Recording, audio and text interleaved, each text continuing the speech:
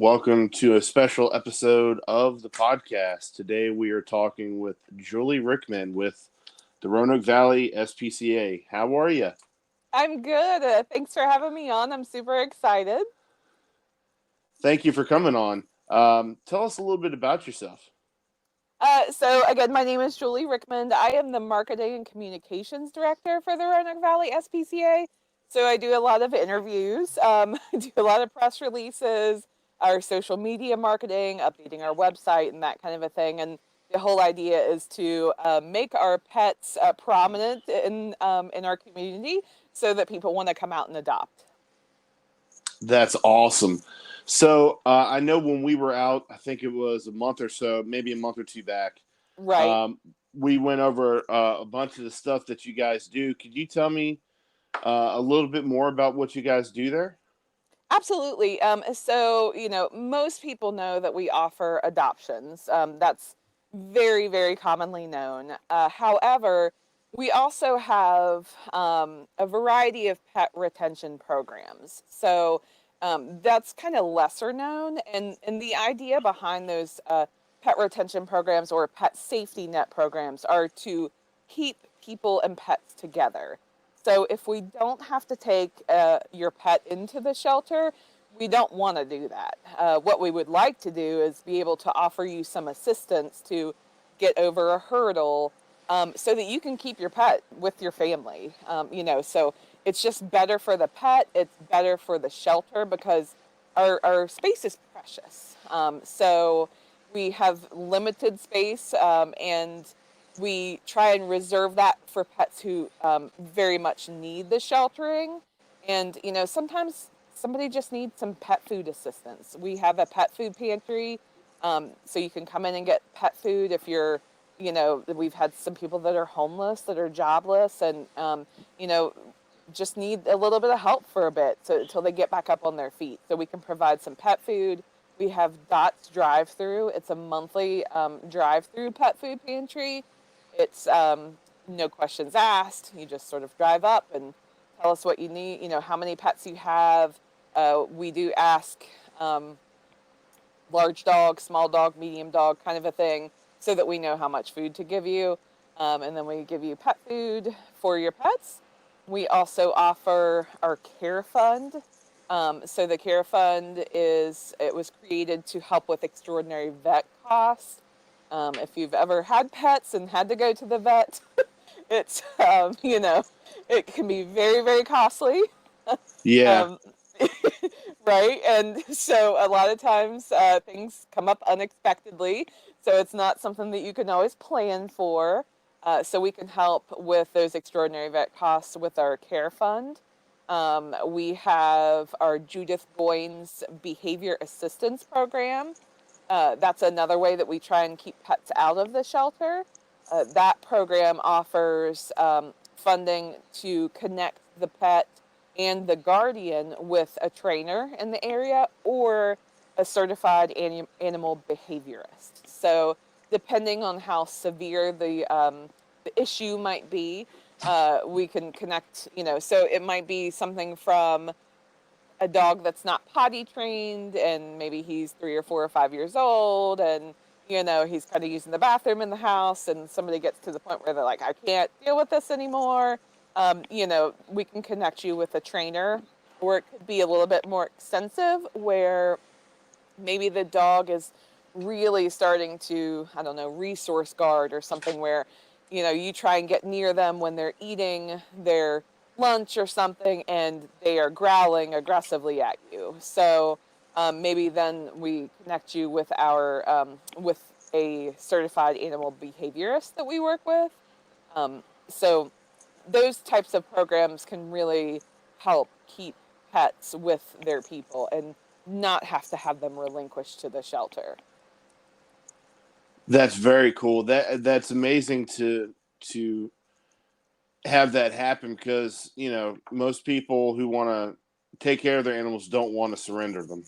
Absolutely. And that is something that we try never ever to shame anyone. That's one of the things that's very important to me as our kind of marketing person, is we don't ever like to blast somebody all over Facebook or something saying they had to relinquish this pet or this pet came from a horrible situation.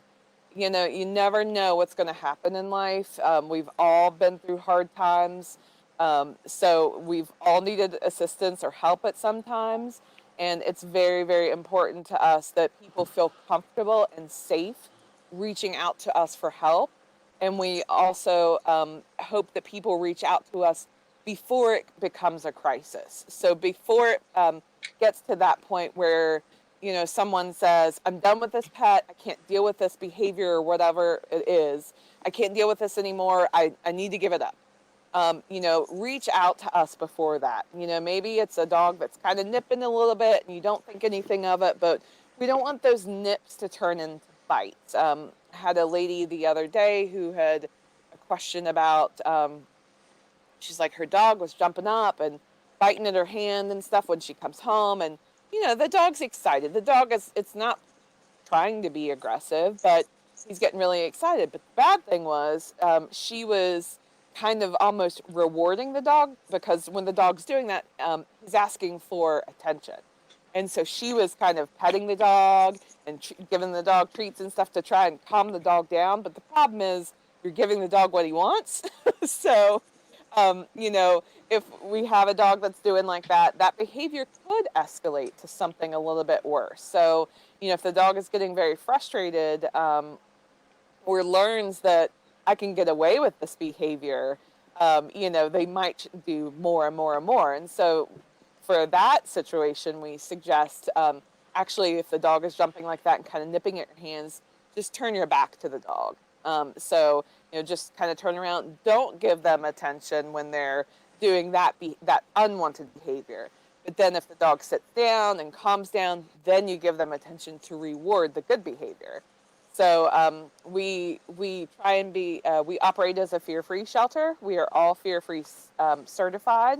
And so we don't connect with, when we have our trainers that come on and help us with things, we don't use shock collars or anything like that because we want to make sure that the pets are not having fear instilled in them. So we try and operate as a fear-free shelter and like I said, just keep pets comfortable because they have gone through the trauma of losing their home when they come into the shelter.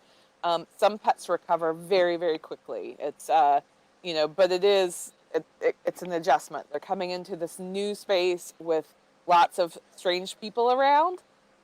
So whether they came from a home that was 100 times better than the shelter or 100 times worse from the shelter, they've lost that home that they know. So when we bring them in, we like to just make sure to try and make them as comfortable as possible. Yeah, and that's one of those things that when we were up there, of course, we met Duncan. I was happy to see he got adopted. He did. And we've gotten some updates. He is a very spoiled pup. He is in a wonderful, wonderful home. They absolutely love him. He's doing very, very well. And with him, it took him a couple days, a few days to kind of, of course, he has the situation where he's blind. And so he has the little halo, that he wears. But of course, it's going to take a few days to adjust. And it did. But they absolutely love him. And they've sent us several pictures. And he's living his best life right now. Yeah, he was full of energy and full of spunk. He just wanted to jump around and play. Yes, we actually have a dog, and now he sort of looks a little bit like a giant beagle, and so they our animal care technicians were walking him when when I was leaving today, and he got the zoomies, and so he was just like zooming around and had he'd tuck his tail and then play bow and then kind of go back and forth and then run in a circle, and so he's pretty awesome. We're all already in love with him. He's amazing. So, and we want them to be able to have those natural behaviors where they can get excited and have fun and play with toys. And, we've got their kiddie pool out now. So we had Boss in the pool the other day when it was so hot, like almost 90 degrees, I think. And he just loved it and was playing in it. So, it's we try, like I said, make them comfortable while they're with us. Yeah, and when we went back there, man, that area is huge. It is. It's a nice play yard, and then we also have a really nice wooded trail that we walk the dogs on too. So it's a nice little like trail, and it has, like I said, it's very wooded, so it's shady when it's hot out. It's nice to take them up on the trail, and there's some benches up there, so we'll have some of our volunteers that walk. They can just kind of sit down on a bench outside with the dog for a little bit and just love on them and kind of give them that attention. The dog can roll around, if they want to, and so it's nice, and that helps to make it feel a little bit homier. Now we don't want them to stay for any length of time. We want to get them out in their homes, but while they are with us, we want them to be comfortable. So the good thing is, the majority of our pets pass through our shelter in probably a week to 2 weeks. So within a week or two, most of our pets are adopted out into their homes. That's awesome. So I've been trying to keep up with some of the events you guys have been doing here lately, and some of the newer animals that you guys have as well. Right. So yeah, right now we actually have it's a really cool competition that we are part of. So it's for National Rescue Dog Day. It's called To the Rescue. That's the name of the campaign. We are one of 10 shelters that was selected to be a part of this, and we can actually win $10,000. So Wow. the top prize is $10,000. All it takes, we're trying to spread the word. All it takes is one vote. They do not collect any personal information or anything like that. Like, you don't have to put in your email address or anything. But we have the website up on our social media, also up on our website. So we would definitely encourage folks to go and vote for us. You can watch, we submitted a 2-minute video that talks about a lot of our programs. So we encourage folks to go there and vote for us. So you just scroll to the bottom of the page and click on Roanoke Valley SPCA, and you can help us potentially win $10,000. So that would be an amazing help to the shelter. We are a nonprofit, so we operate on donations and fundraising from events. But that would certainly help. Yeah, going to a great cause, helping the shelter, helping animals. It's Right. just it it's great. So I'll Yeah. definitely shoot the word out on that for sure. Thank you. That's awesome. Yes, we are very, very excited about that. Camps are starting up. We have summer camps starting up in June through June, July, and August. So we're super excited. We had to do away with camp for a couple years with COVID. So we are super, super excited to have them back. We had a school group come in today. So it was really nice. The kids got to meet some of the animals. We've got birthday parties going on. It's just really, really nice to start being back into the community and start having the community come visit and see some of the animals and work with some of the animals and just get to learn about our shelter and what we do. Yeah, and you guys being able to be out in the community is an amazing thing. Just because it helps get the animals out there, it helps you all as well. So it's kind of a Absolutely. win-win. Yes, we also have we participate with the Rail Yard Dogs, so we have a pup of the game at the Rail Yard Dogs hockey events, and luckily they just keep winning this season. So they're in the playoffs. So we've been having pups of the games for each of their playoff games as well, and we get to have a dog out there and talk to the public about the dog, and then most of the time, pretty much right after the hockey game, like the next day or so, the dog gets adopted, which is very exciting because, of course, people can come up and see the dog and get to know them a little bit and ask questions. So it's great, and it's a shelter dog. So it's kind of spreading the word about shelter dogs. I think some people are hesitant to adopt shelter dogs, but they're really just as healthy as any other, and we're happy to promote them and get that word out. Yeah, I think rescuing an animal is not to say having a puppy is bad, but rescuing an animal is a much better feeling because you're putting them in a much better place. Not to say, most shelters aren't bad, but, you want them to live a full, healthy, happy life and just be spoiled rotten. Absolutely. We want them to have that home and to go to that family and find their people or their person. We had a dog. She was in the shelter a couple years ago, probably now. She was a small dog and she was just kind of very clingy. She kind of just would sit near you, didn't seem to get very excited about things. And after she was adopted, the adopter sent us a video, and the adopter has a little boy. So now we say that this dog has her little boy, and they were just zooming around their yard together, the dog and the little boy. So we had never seen that behavior from her at all, and she looked just so happy. You could just tell she was happy. She was playing with her little boy and they were having the best time. And, she would kind of zoom around and she'd stop, and then zoom around again. And it was just such an amazing thing to see because we did not see that in the shelter. So again, we have an extraordinary staff. Um, I guess I could be a little creepy because I go around the shelter with my camera, and then I see somebody kind of loving on an animal, and they don't always know that I'm there, and I snap a quick picture because I want to capture that moment, and it's so nice to see um, how much and how dedicated our staff, are to the animals. But again, it's just not the same thing as having that couch of your own that you can, in that space of your own, you can go home and be with your person day in and day out and have your own couch, have your own bed, that kind of a thing. So we want to get them in those homes. Yeah, yeah. I have three dogs and two of them are rescues, and Oh, that's awesome. I've got a little terrier. She's the one that's spoiled rotten. Oh. I mean, she's one of those dogs that thinks she's a person. Oh, wow, right? But you So, love her. oh yeah, yeah. I mean, I wouldn't trade it for the world. Right. And that just speaks volumes to not all rescues are bad. Some of them that are misbehaving were in a bad environment. Right. And they can come from, some unfortunate situations for sure. The vast majority of the time we find that um, people don't want to relinquish. They are heartbroken about relinquishment.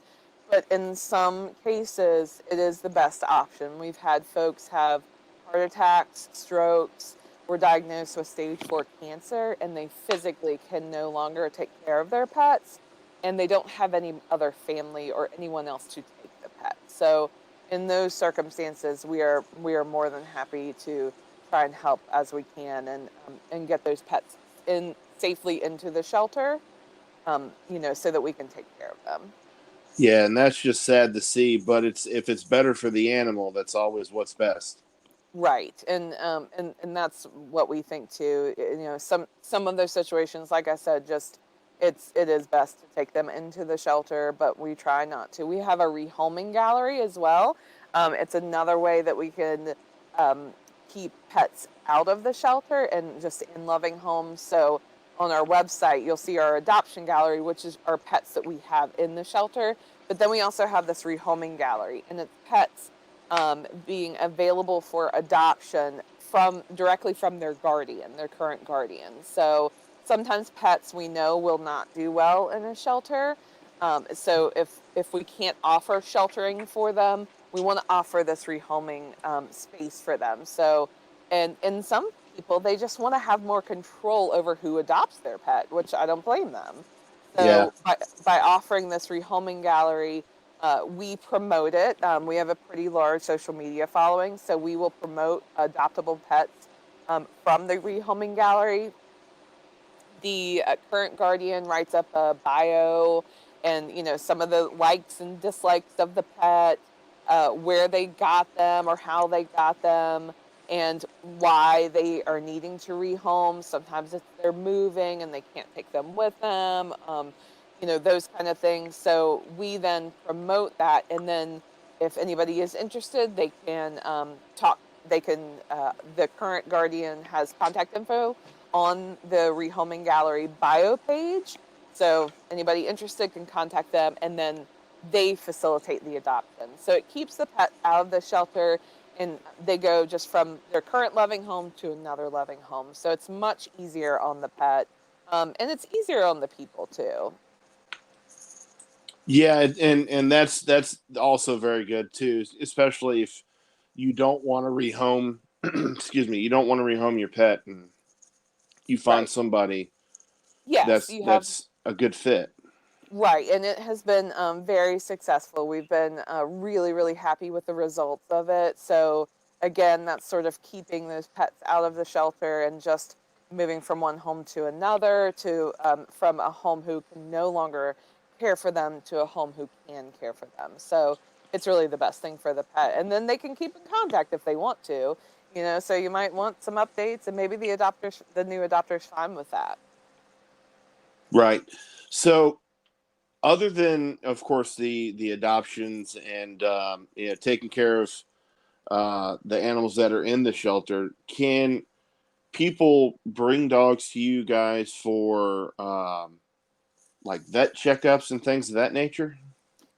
We do not do public vet checkups. That's something that we actually we can't do. So we can only have our pets in our shelter legally. So, but we do have a sister organization, Mountain View Humane. They are located in Christiansburg, and we offer transports up there. So you can. It's right now. It's once a month. We're hoping to increase the frequency based on the need. So we hope that people will start coming more. But we've been having some really good turnouts for those days, for those transport days. And what we do is we schedule you on a transport. We can take your pet up to Mountain View Humane. They can do spay neuter surgery. They can do vaccines, wellness checks, that kind of a thing. And then we bring the pet back to our shelter, and you just pick your pet up that day. So it's been working very, very well. And like I said, I hope we can even increase that. It's really, really nice to be able to offer those spay neuter surgeries through Mountain View, because I know several people have told us they've had such a hard time or such a long wait scheduling their spay neuter surgeries. Yeah, yeah. That's what we're running into with our terriers is trying to get Gotcha. her spayed, just because she's at that age where because she's not spayed, even though she's had two litters of puppies. Mm-hmm. Um, I was always under the uh, presumption that when they have puppies, then that kind of matures them a little bit to where they won't get cancers and things like that. But apparently, because she isn't spayed, she has started having seizures. Thankfully, we have her on medication for it. But Right. Yes. That I've heard that many times, that people think that if they, it's better for them to have a litter or so. It's actually not. They actually have a much higher cancer risk oh, when they are not spayed or neutered. And especially if they have given birth, that cancer risk goes way up, especially for females in the mammary area. Um, yeah, it's so we often, for our kittens in our shelter, we spay at 2 months, and they have to be 2 pounds. So 2 pounds, 2 months. Um, for the puppies, it can vary a little bit based on their breed, but very similar kind of thing that we spay and neuter. Is Kittens can actually have babies at 4 months old, so they can actually start getting pregnant at 4 months, which is they wow. multiply fast. So um, it does, spaying and neutering does prevent a variety of cancers. I have a friend who actually is going through, she adopted her cat. The cat had already had some kittens, and now is going through mammary cancer. So she's dealing with that. It's tough. She's had to have a pretty major surgery, and yeah, so we always recommend spay neuter, and if people need that assistance, we have financial assistance to help with spay neuter surgery. And like I said, we offer those transports up to Mountain View. So We just ask people reach out to us if they need some assistance with that, vaccines, whatever it might be. We want to help. Excellent. So I know you said you're on social media. You guys have a pretty wide reach. Where can they find you on Facebook? And I think you guys are on Instagram, right? Yes. So our handle on both is RVSPCA. So that stands for Roanoke Valley SPCA. And just a reminder that we are not affiliated with the ASPCA. Every SPCA and Humane Society are kind of their own entity. We don't get funding from any of the national organizations. We can apply for grants. And then we can, we sometimes get those grants and sometimes we don't. But we don't receive any funding from them. That's a really common misconception among folks, is that every SPCA is, under the ASPCA, and that's not true at all. We're all our separate entities. So, yes, RVSPCA, standing for Roanoke Valley SPCA. We're on Facebook, we're on Instagram, we have our website. We're out there. We're trying to trying to do all the things. And our website is rvspca.org. Excellent. Excellent. Well, I thank you for coming on again and talking with me. It was great to see you. Yeah, And nice to see you too. Thanks for having me. absolutely. We'll definitely have to try to do it again sometime soon. That sounds good. You have to come out and see the pets again. We'll have Well, somebody else very entertaining, I'm sure. we'll definitely try to do that for sure. That sounds good. Thank All you right. so Well, much. no problem. Thank you.